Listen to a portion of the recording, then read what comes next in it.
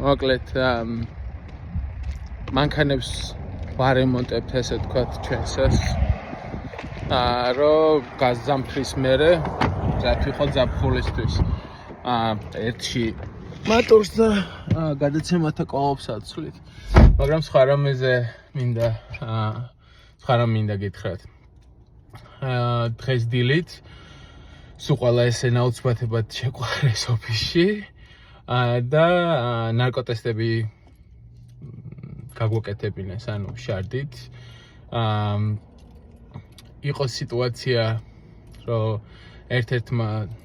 კომპანიის თანამშრომელმა უარი თქვა და მაგაზე ერთი ამბავი ატყდა მოსაწევი არაინტერესებთ მოსაწევი კანადაში ფედერალური მთავრობის მიერ ნებადართული არის და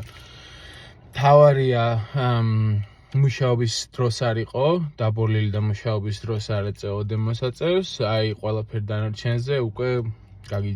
გაგიჩმახებენ ესე ვთქვათ მაგის თქმა მინდოდა ნავთობ ინდუსტრიაში გარდა შენი კომპანიისა ვიზეც მუშაობ ანუ